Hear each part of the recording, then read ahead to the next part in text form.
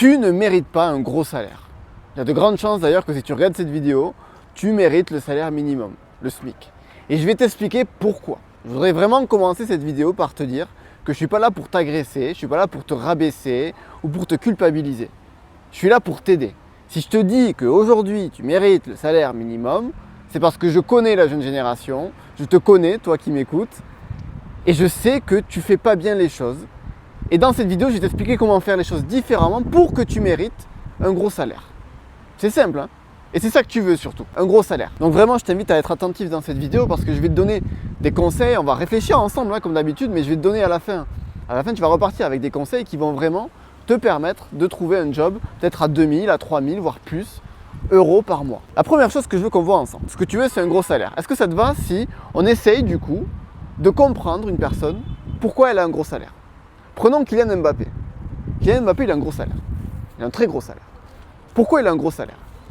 Je te pose vraiment la question et je t'invite vraiment à prendre du recul avec moi, à réfléchir en même temps. S'il a un gros salaire, c'est très simple, c'est que il y a un club de foot qui lui donne un gros salaire, le Real Madrid. Très bien. Il lui donne beaucoup d'argent. Mais cet argent qu'il lui donne à Kylian Mbappé, d'où c'est qu'il vient cet argent? Le Real Madrid, s'il a tout cet argent, c'est parce que il y a les fans du Real Madrid qui achètent auprès de l'entreprise Real Madrid.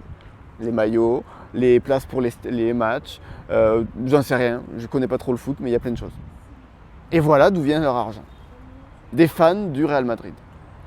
Et dernière chose à voir sur ce schéma-là, c'est pourquoi le Real Madrid verse une grosse partie de ses bénéfices à Kylian Mbappé. Tout simplement parce que c'est grâce à Kylian Mbappé qu'il y a beaucoup de gens qui achètent auprès du Real Madrid. Les gens qui achètent auprès du Real Madrid, ils achètent des maillots Kylian Mbappé. Ils achètent des places pour aller voir des matchs, pour voir Kylian Mbappé, etc., etc. C'est très simple, cette manière de penser. Ce qu'on vient de faire là, c'est très simple et tu le comprends naturellement. Maintenant qu'on a dit ça, je veux qu'on continue un petit peu dans la réflexion. On va laisser ce schéma de côté, on le reprendra juste après dans quelques secondes. Juste avant, est-ce que tu peux me dire aujourd'hui, pourquoi tu râles du fait que tu n'aies pas d'argent, pas un gros salaire, ou même pire que tu ne trouves pas de travail? Tu râles parce que ce que tu dis souvent, ton discours, c'est « j'ai beaucoup bossé pendant mes études. Et donc, je dois être récompensé par un travail. » C'est ça que tu te dis. J'ai beaucoup bossé, j'ai fait un master, même un doctorat, peut-être voire plus. Et aujourd'hui, je me retrouve sans rien. C'est quand même beaucoup de travail pour rien. C'est ça que tu te dis. Mais moi, je voudrais te challenger sur cette phrase, sur cette pensée en fait. Je sais que cette pensée-là, on te l'a répétée et répétée et répétée pendant tes études. On te disait, ou même au collège, au lycée, on te disait, en gros, bosse bien à l'école et non seulement tu seras bien payé, en plus tu auras un travail qui te plaît. Là, tu n'as aucun des deux. Mais moi, ce que j'ai envie qu'on fasse là tout de suite, c'est de reprendre le schéma et que tu me dises, est-ce qu'à un moment donné dans le schéma, dans ce schéma que tu vois, dans toutes les étapes, est-ce que tu vois le facteur faire des efforts quelque part? Bosser dur, mettre de l'énergie, mettre de l'argent, mettre du temps, de réviser. Non. Et d'ailleurs, ce qu'on va faire là tout de suite, c'est prendre d'autres exemples. Parce que peut-être que Kylian Mbappé, tu te dis, bon, c'est pas mon monde à moi, enfin, c'est le monde des riches, des ultra riches. Ok. Prenons un avocat. Un cabinet d'avocats, admettons qu'il paye très très bien un de ses avocats. Pourquoi il le paye bien? D'où il vient l'argent des cabinets? Il vient des gens qui sont en procès et qui ont besoin d'être défendus. Et si ce cabinet d'avocats là qu'on voit paye aussi bien cet avocat, c'est pourquoi? C'est parce que certainement qu'il gagne beaucoup de procès.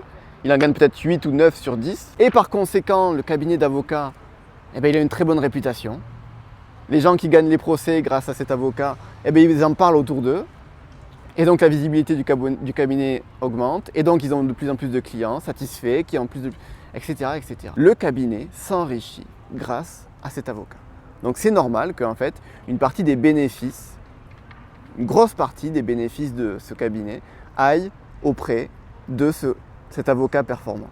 Et c'est pareil pour tout. Un bon vendeur, c'est la même chose. Un vendeur dans une boutique de fringues, peut-être que s'il y en a un qui est mieux payé que les autres, c'est parce qu'il arrive à faire plus de ventes et avec un plus gros panier moyen. C'est encore une fois très simple.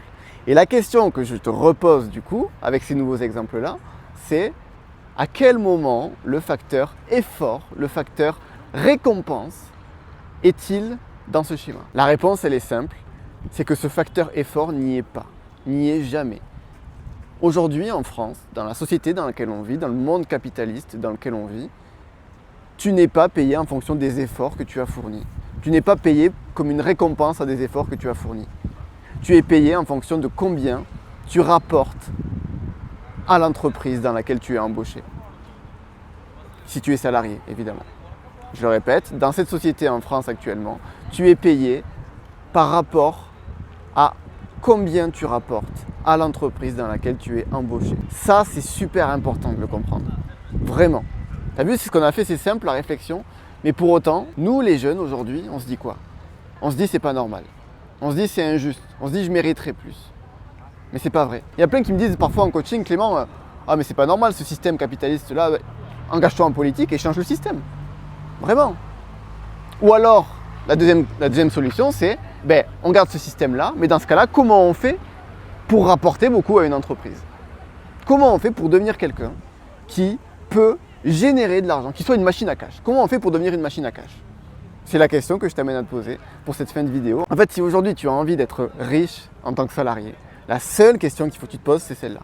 Comment je peux générer plus d'argent à l'entreprise que je vise, dans laquelle je souhaite être embauché? Et comment je peux m'y prendre aussi pour le montrer aux recruteurs? Parce que c'est bien beau d'être capable, maintenant il faut prouver aux recruteurs avant d'être embauché que tu en es capable. Et donc pour ça, il faut avoir une démonstration, il faut donner des arguments pendant l'entretien d'embauche, etc., etc. Voilà pourquoi aujourd'hui tu ne mérites pas un gros salaire. Tu l'as compris, c'est pas méchant ce que je te dis. C'est juste que ce que je te dis là, ce travail de devenir quelqu'un qui rapporte de l'argent et savoir le montrer auprès des recruteurs, des décideurs, tu ne le bosses pas en fait. Tu n'as pas cette capacité-là. Et il faut que tu le bosses. Il faut que tu deviennes convaincant en entretien d'embauche. Et il faut que tu deviennes aussi performant dans ton travail. Ça, on le verra dans les prochaines vidéos. Je t'invite à t'abonner si tu es intéressé. À bientôt.